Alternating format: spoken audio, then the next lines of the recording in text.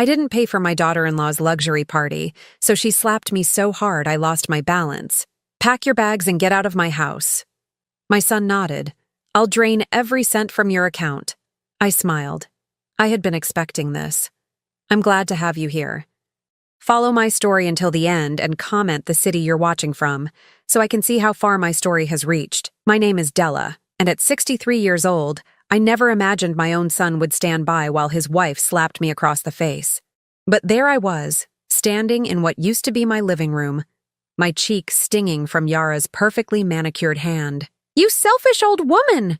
she screamed, her voice echoing off the walls I had painted myself just 2 years ago. $50,000 is nothing to you. You're just being spiteful. I touched my face gently, feeling the heat radiating from where her palm had connected. The silence that followed was deafening. I looked at my son Abram, waiting for him to defend me, to tell his wife that hitting a 63-year-old woman was unacceptable. Instead, he crossed his arms and nodded in agreement. "Mom, you're being unreasonable," he said, his voice cold as winter morning. "It's Yara's birthday party. She deserves something special."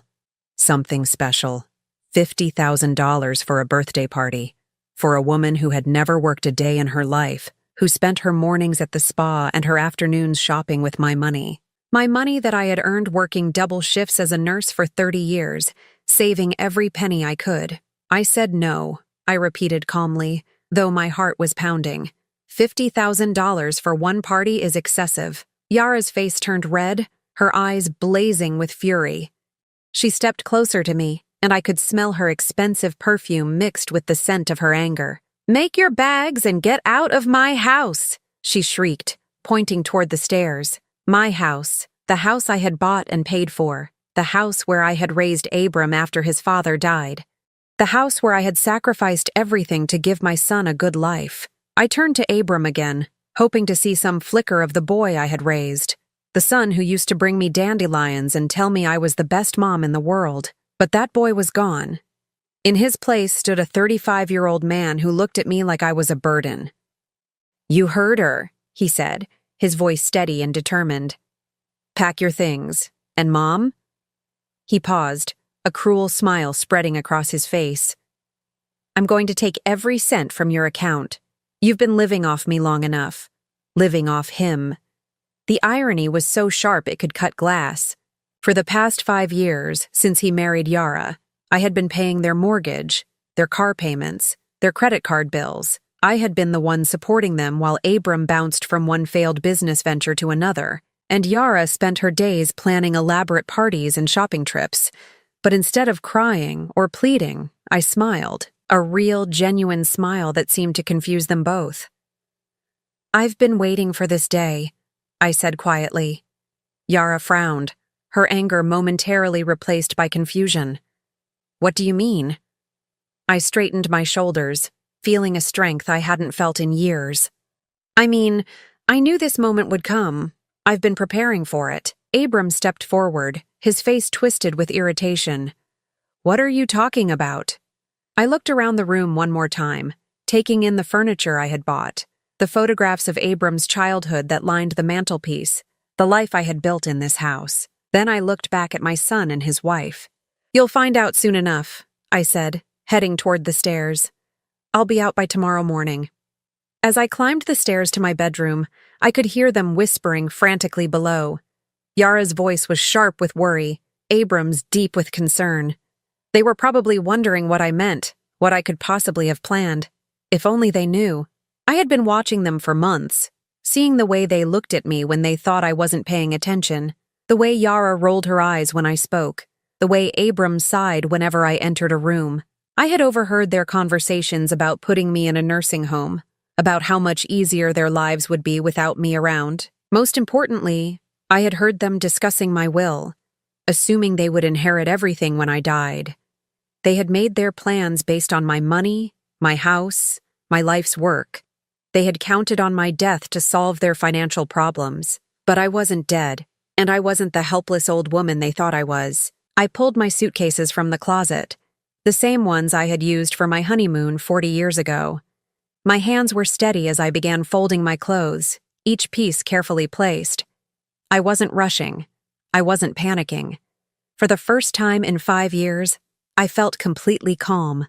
The bedroom door creaked open, and Abram appeared in the doorway. His face was softer now, almost apologetic. "Mom, look," he began, his voice gentle. "Maybe we can work something out. Yara's just stressed about the party. She didn't mean to hit you." I continued packing, not bothering to look at him. "Yes, she did." He was quiet for a moment. "The thing about your account, I was just angry. We don't have to go that far." Now I did look at him, studying his face. He was handsome, my son. He looked like his father, with the same dark hair and brown eyes. But there was something different in his expression now, something calculating. "You're worried," I observed. "I'm not worried," he said quickly. "I just don't want things to end like this between us." I zipped up the first suitcase and reached for the second one. "Things ended between us a long time ago, Abram. You just didn't notice." The truth was, I had been planning this moment for 6 months. Ever since I overheard Yara on the phone with her mother, laughing about how easy it was to manipulate the old bat into paying for everything. Ever since I found the brochures for expensive nursing homes hidden in Abram's office, with notes about the costs and waiting lists. They thought I was a fool. They thought I was weak, dependent, trapped. Tomorrow they would learn just how wrong they were. The morning light filtered through my bedroom curtains as I folded the last of my clothes. Each piece told a story of the life I had built, the sacrifices I had made. My nursing uniforms, worn thin from years of service.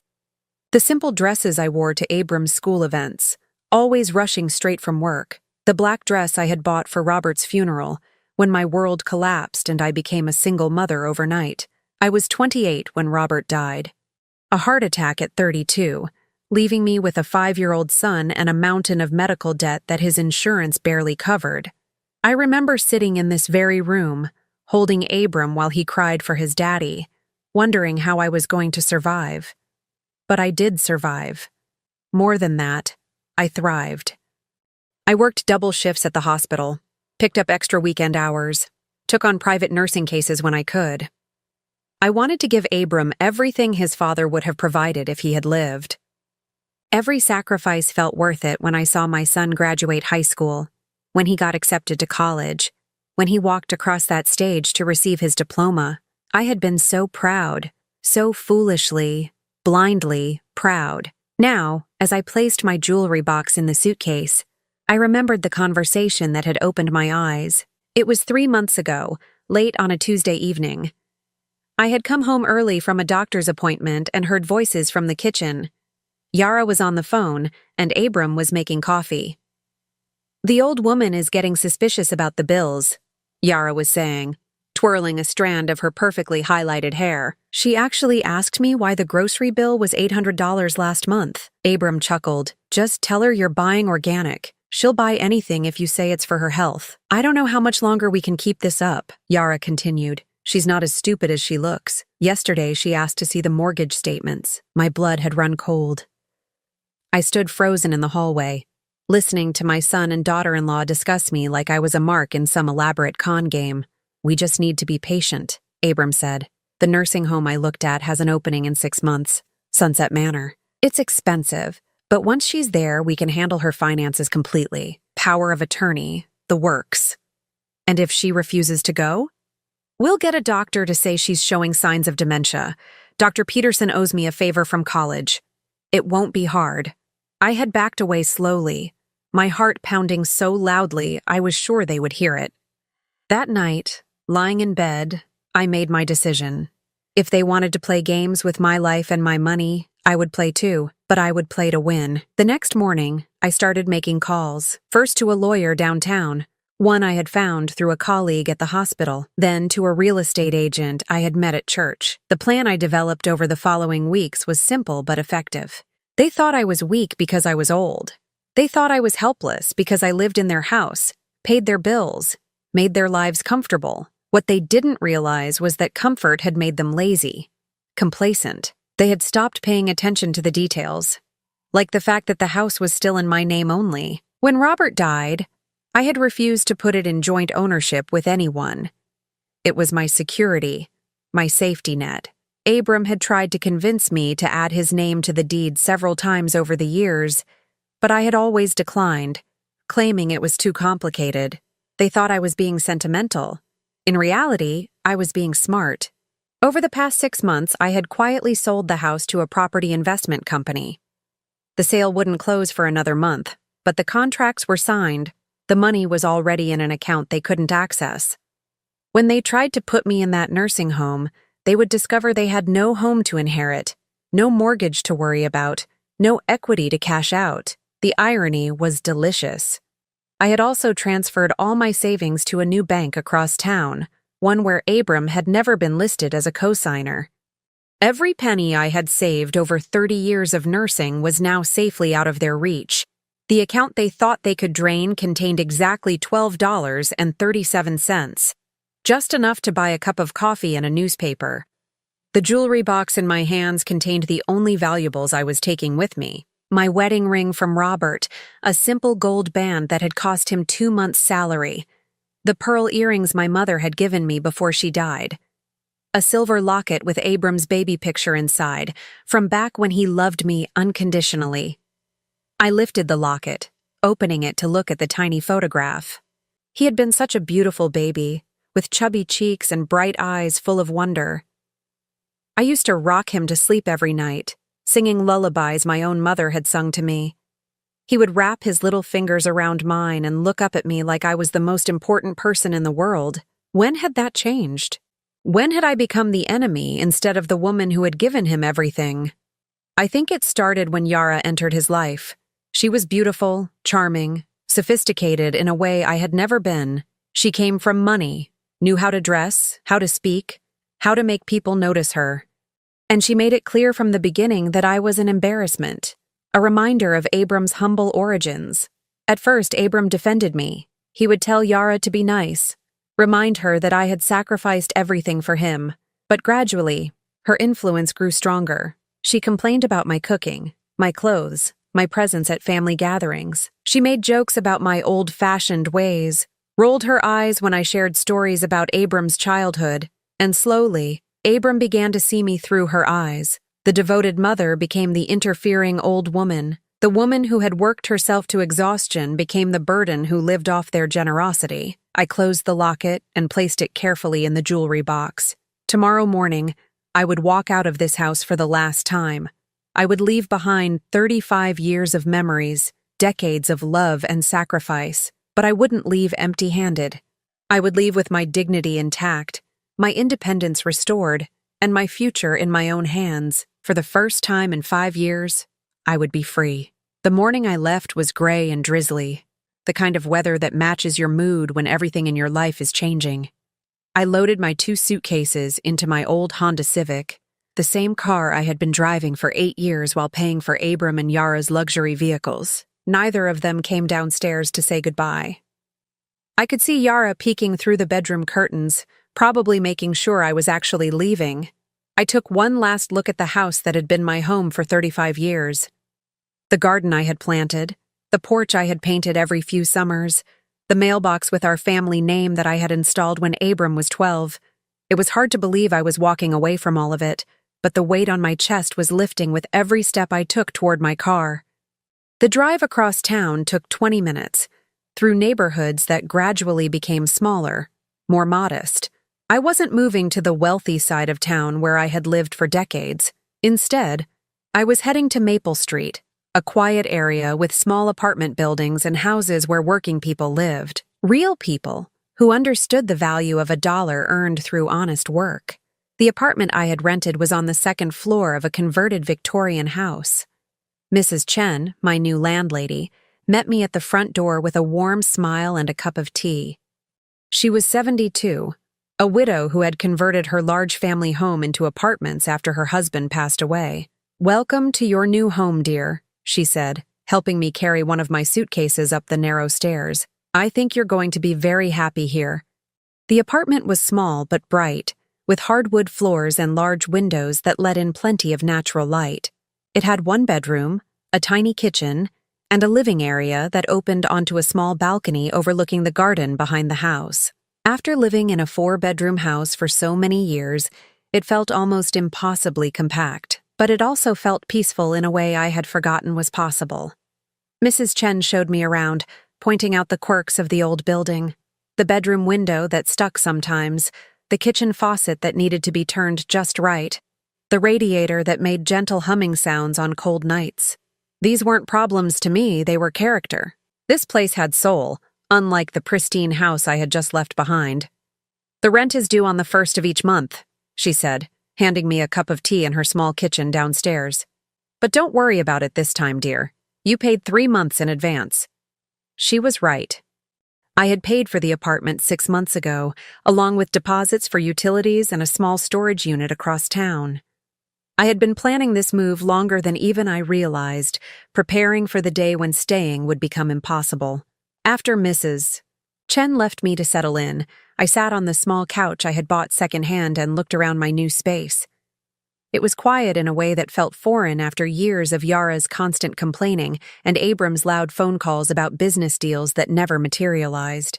The silence was golden. I was unpacking my clothes when my cell phone rang. Abram's name appeared on the screen, and for a moment, I considered not answering, but curiosity won out. "Mom?" His voice sounded strained, worried. "Where are you?" "I'm in my new apartment," I said calmly, hanging a dress in the small closet. "New apartment? Mom, you don't need to do this. Come home. We can work things out." I almost laughed. "That's not my home anymore, Abram. You made that very clear yesterday." Yara was upset. She didn't mean what she said about the house. Yes, she did, and so did you. I sat down on the bed, looking out the window at the maple tree that gave the street its name. "But that's fine. I've been preparing for this." There was a long pause. "What do you mean, preparing?" "I mean, I sold the house, Abram." The silence that followed was so complete I thought the call had dropped. Finally, he spoke, his voice barely a whisper. "You what?" "I sold the house 6 months ago. The sale closes in 3 weeks. I thought you should know so you can start looking for somewhere else to live." The explosion of anger that came through the phone was so loud I had to hold it away from my ear. Yara was screaming in the background, and Abram was shouting questions I couldn't quite make out. When the noise finally died down, he spoke again. "You can't do this. The house is our home.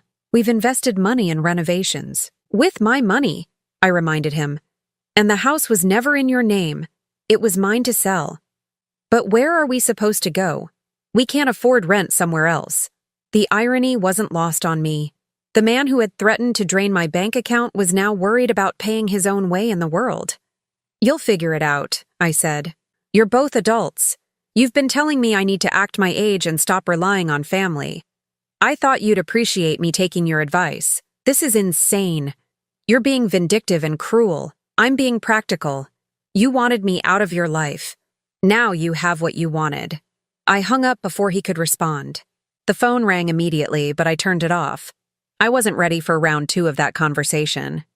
That evening, as I sat on my small balcony with a cup of tea, I felt something I hadn't experienced in years. Peace. Real, deep, uninterrupted peace.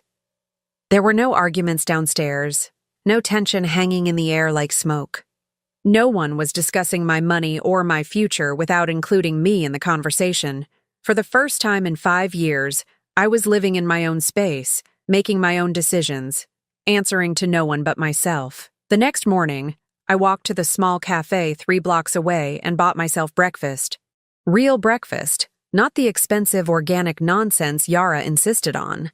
Scrambled eggs, wheat toast, and coffee that cost $3 instead of $8. I sat by the window and watched ordinary people going about their ordinary lives, and it felt extraordinary to be one of them again. When I got back to the apartment, there was a message on my answering machine. It was from a lawyer I didn't recognize.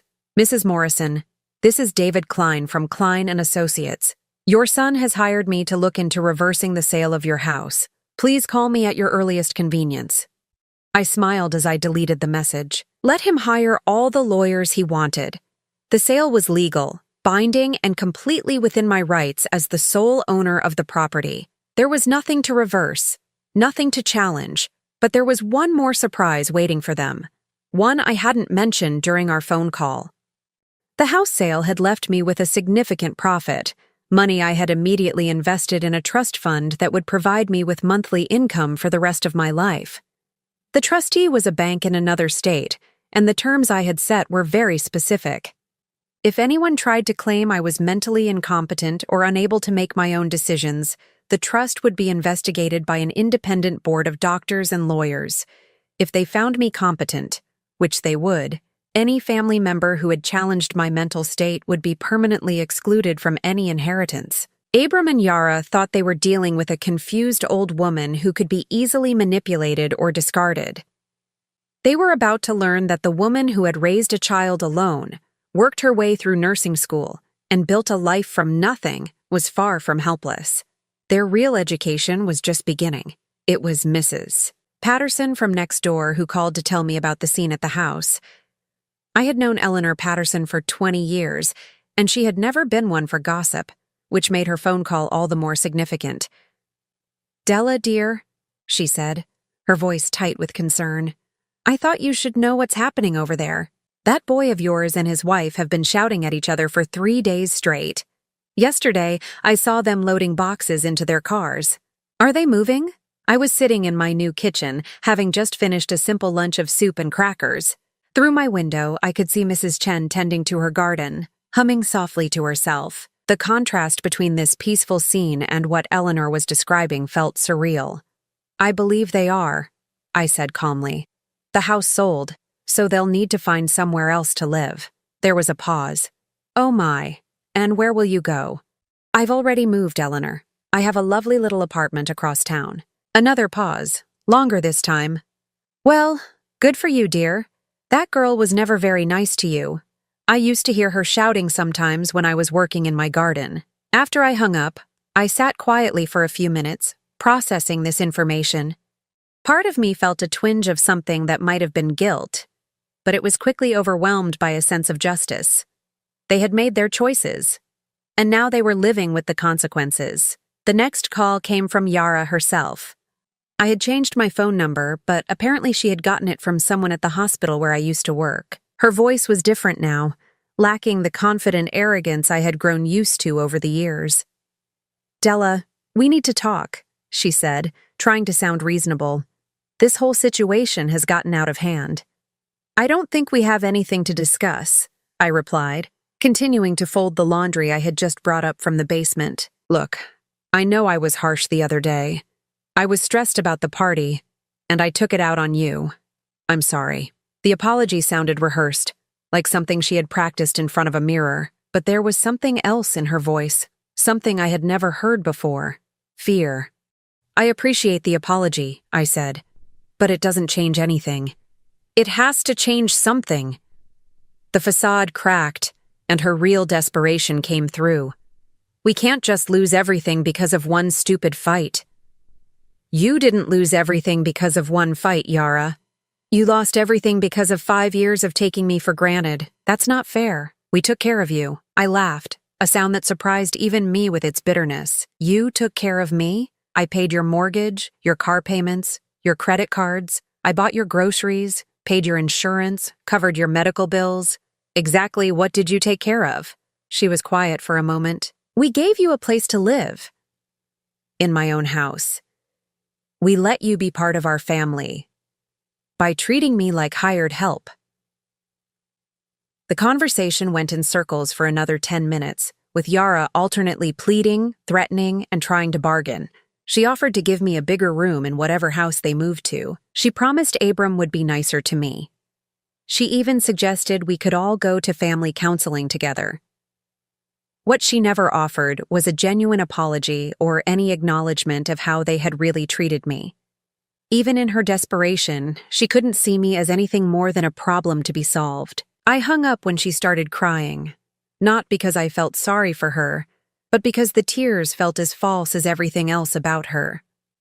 3 days later, I was at the grocery store when I ran into Dolores Martinez, another neighbor from my old street.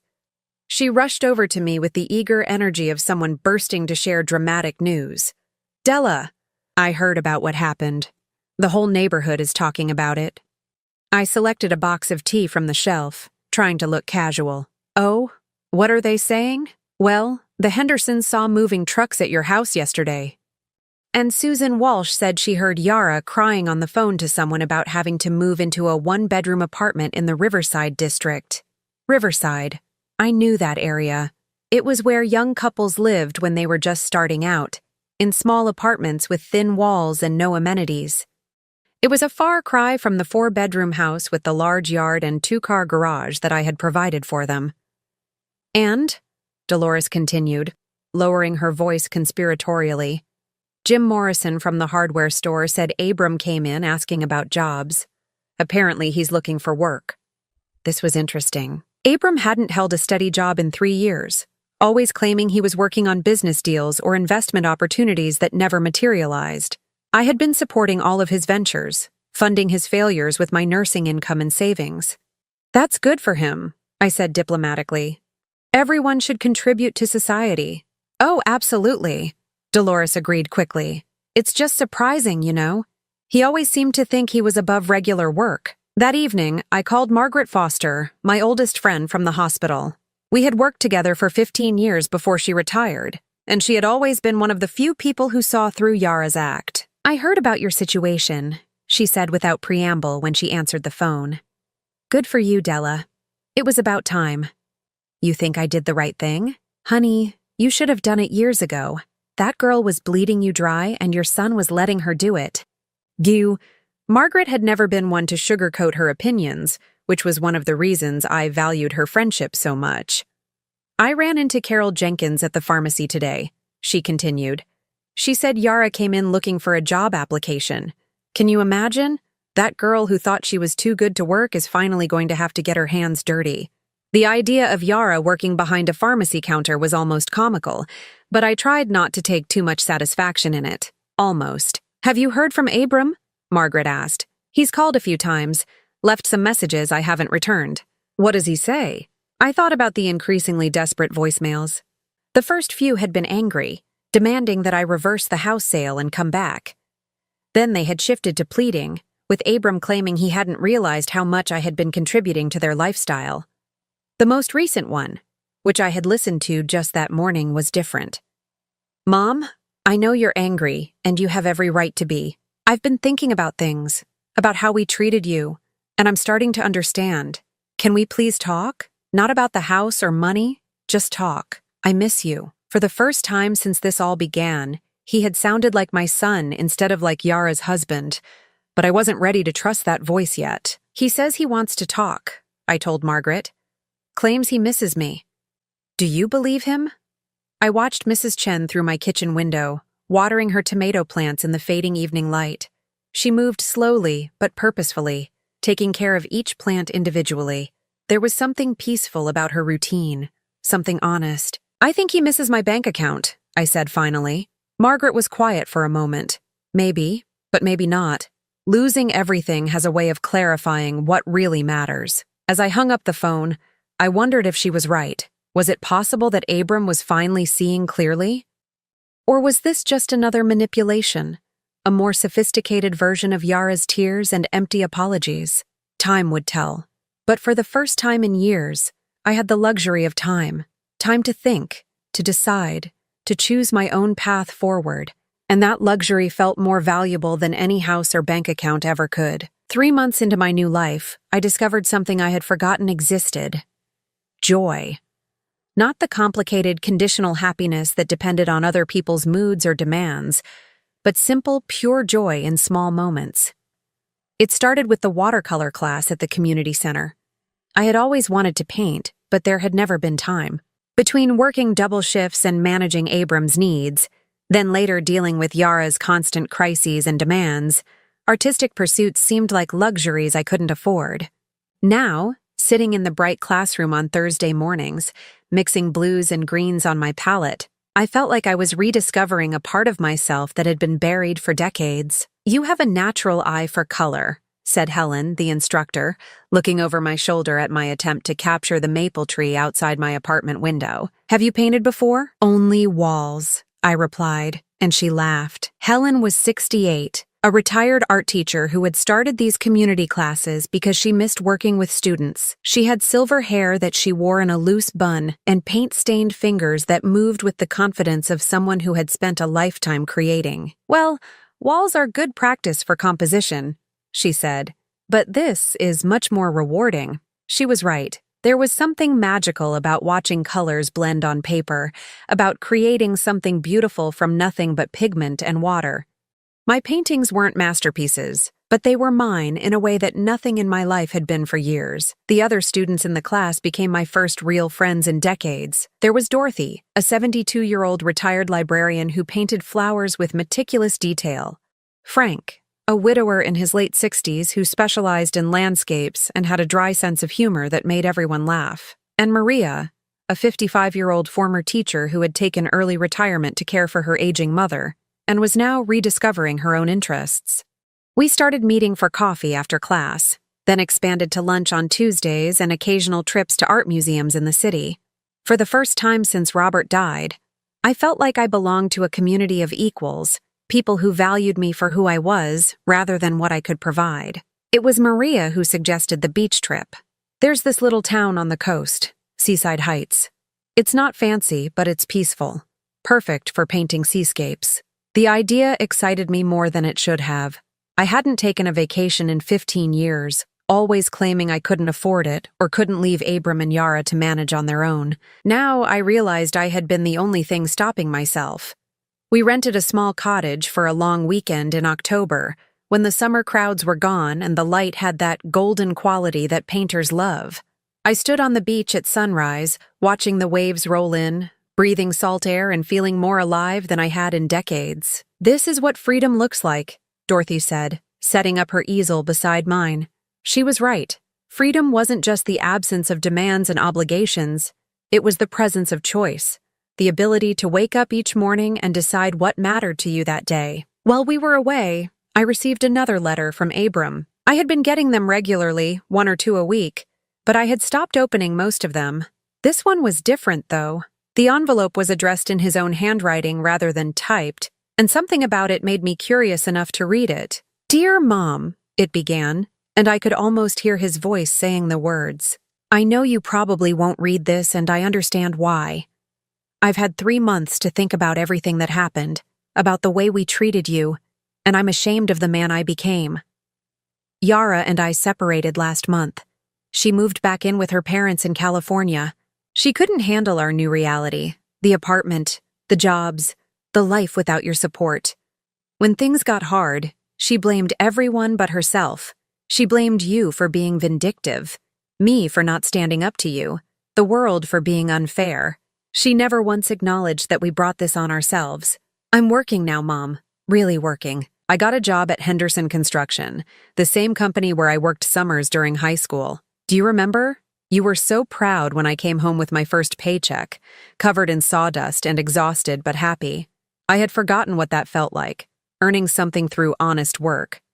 Living alone in that little apartment has given me time to remember things I had pushed aside, like how you worked those double shifts to pay for my college, like how you never missed a parent-teacher conference, even when you were so tired you could barely stand, like how you always made my birthday special, even when money was tight. I remember the year I turned 12, when money was really bad after Dad died.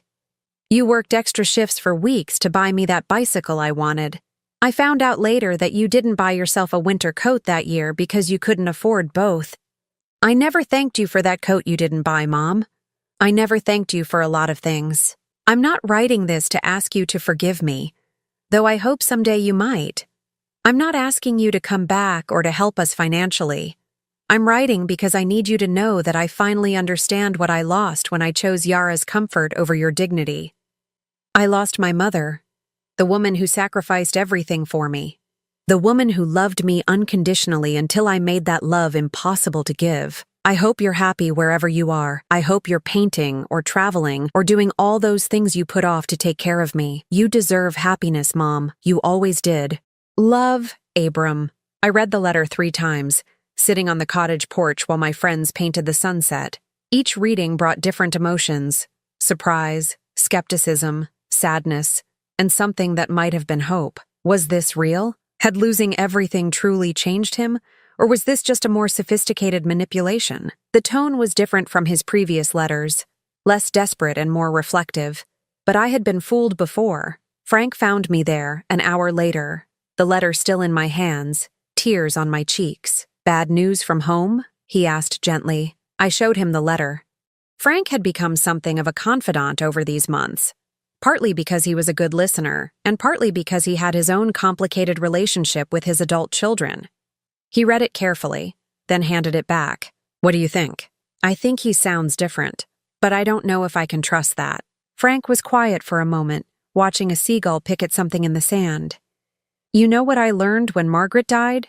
Sometimes people don't change until they lose everything that matters to them. The question is whether they learn the right lesson from the loss." "What do you mean?" "Well, some people lose everything and decide the world is unfair, that they're victims, that someone else is to blame. Others lose everything and realize they were the author of their own misfortune. The letter sounds like he might be in the second category, but only time will tell." That night, I sat on the beach alone, listening to the waves and thinking about forgiveness. Not the kind of forgiveness that meant forgetting what had happened or returning to the old patterns, but the kind that meant releasing the anger that had been eating at me for so long. I thought about Robert and what he would have wanted for our son. He had been a good man, patient and kind, and he had loved Abram fiercely in the short time they had together. Would he want me to give Abram another chance? But more importantly, what did I want? For the first time in my life, that was the only question that mattered. When I returned from the beach trip, I found myself looking forward to things in a way I hadn't experienced in years. Another letter from Abram, this time with no demands or manipulations, just updates about his job and questions about my life.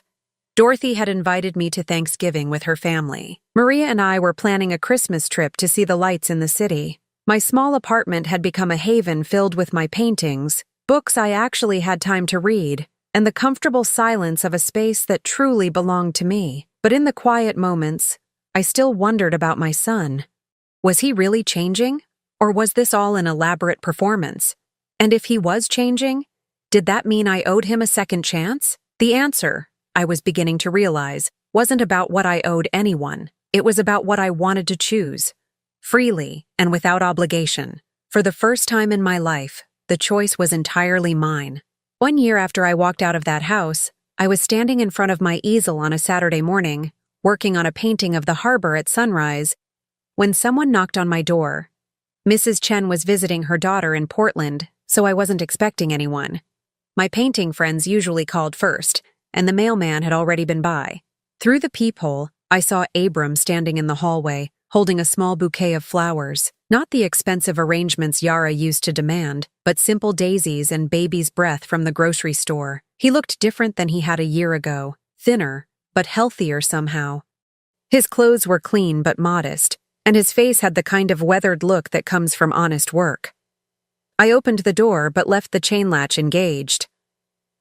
"Hello, Mom," he said quietly. "I know I should have called first." "Yes, you should have." My voice was calmer than I felt. "What do you want, Abram?" "I wanted to see you, to talk to you, and to give you these." He held up the flowers. "Not because I'm asking for anything, but because it's Saturday, and I used to bring you flowers on Saturdays when I was little." I remembered. He had picked dandelions from the yard, presenting them to me with such pride that I had put them in my best vase and displayed them on the kitchen table like they were roses. "I can't stay long," he continued. "I have to work this afternoon, but I hoped we could talk for a few minutes." I studied his face through the crack in the door. There was no desperation there now, no calculation. He looked like someone who had accepted disappointment and learned to live with it. I unlatched the chain and opened the door. "Come in," I said, "but I'm not making coffee. You get water or nothing." He smiled at that, a real smile that reminded me of the boy he used to be. "Water's fine." He looked around my small apartment, taking in the paintings on the walls, the books stacked on every available surface, the comfortable chaos of a life lived for one person's pleasure. "This is nice, Mom. Really nice." It feels like you. I handed him a glass of water and sat down across from him. What did you want to talk about? He was quiet for a long moment, rolling the glass between his hands. I wanted to tell you that I understand now. What we did to you, what I let happen. I wanted to apologize, really apologize, not because I want something, but because you deserve to hear it. I'm listening. When Yara left, when I was sitting alone in that apartment for the first time in my adult life, I started remembering things, real things, not the story I had told myself about how generous we were to let you live with us. He shook his head. The arrogance of that. We let you live in your own house. I didn't say anything. This was his moment to speak, and I wanted to hear what he had to say. I remembered how you used to wait up for me in high school, no matter how late I came home from work or dates.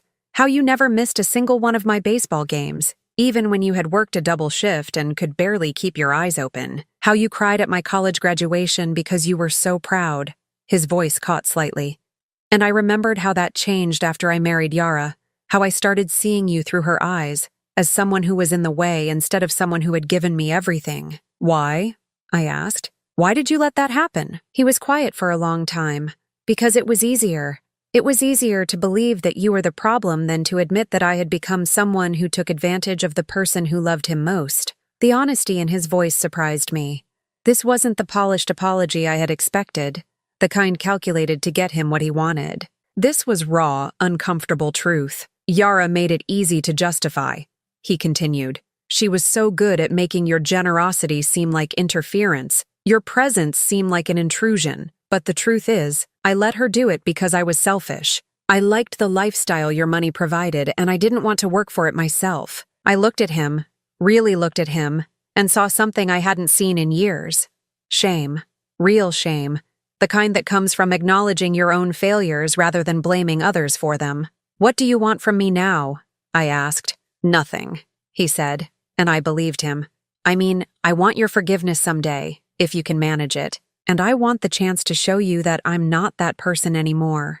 But I'm not asking you to help me financially, or to come back and take care of me, or to pretend like nothing happened. He set his glass down and looked directly at me. I want to earn the right to be your son again, if that's possible. I felt something shift in my chest, a loosening of the anger I had carried for so long. Not forgiveness, not yet, but the possibility of it. How? I asked. However you'll let me. Maybe we could have lunch once a month, somewhere public where you feel safe. Maybe you could tell me about your painting, and I could tell you about my job. Maybe we could start small and see if we can build something real this time. I thought about the life I had built over the past year, the friends who valued me, the hobbies that brought me joy, the peace I had found in my small apartment. None of that would change, because I chose to give my son a chance. It was all still mine, secure and independent of his presence or absence in my life. Once a month, I said finally. Lunch at Romano's on 3rd Street. We split the check. And if you ever try to manipulate me or ask me for money, it's over permanently. Relief flooded his face. Thank you, Mom. I won't let you down. You already did let me down, Abram. The question is whether you've learned enough to avoid doing it again. He stood up, leaving the flowers on my coffee table. I have. I promise you, I have. After he left, I sat with his flowers for a long time, thinking about second chances and the difference between forgiveness and foolishness. The truth was, I didn't know if he had really changed or if this was just a more sophisticated version of his old manipulations, but I realized it didn't matter. I wasn't the same woman who had lived in fear of losing his love, who had sacrificed her own dignity to maintain a relationship with someone who didn't respect her. I was stronger now, more complete in myself. If he disappointed me again, I would survive it. If he proved himself worthy of trust, I would be glad to have my son back. But either way, I would be fine. That evening, I called Dorothy to tell her about Abram's visit. She listened without judgment, then said something that crystallized everything I had been feeling. You know what I love about this story, Della. You're not making this decision from a place of need anymore. You're making it from a place of strength. She was right. For the first time in my relationship with my son, I had all the power. I had my own life, my own money, my own friends, my own happiness. I didn't need him to complete me or validate me or take care of me in my old age. I was choosing to give him a chance not because I had to, but because I wanted to see if the man he was becoming was someone I could respect. 3 months later, we had our 4th lunch at Romano's. Abram told me about the promotion he had earned at the construction company, and I showed him pictures from my latest painting trip with Dorothy and Maria. We talked about books we had read, movies we had seen, the small details of our separate lives. It wasn't the relationship we used to have, built on need and obligation and unspoken resentments. It was something new, something honest, something between 2 adults who were choosing to know each other. As I walked back to my apartment that afternoon, I thought about the woman I had been a year ago, standing in that living room with a stinging cheek and a broken heart. She couldn't have imagined this life, couldn't have conceived of a happiness that belonged entirely to her.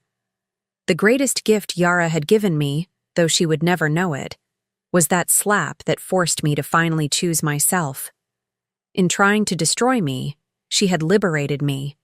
I was 64 years old, and for the first time in my life, I was exactly where I wanted to be, with exactly the people I chose to have around me, living exactly the life I had created for myself. I had never been freer, and I had never been happier. The woman who used to count her worth by how much she could give others had learned to value herself by how much joy she could create for herself. And that, I realized, was the only lesson that had ever really mattered. Now I'm curious about you who listened to my story. What would you do if you were in my place? Have you ever been through something similar? Comment below, and meanwhile, I'm leaving on the final screen 2 other stories that are channel favorites, and they will definitely surprise you. Thank you for watching until here.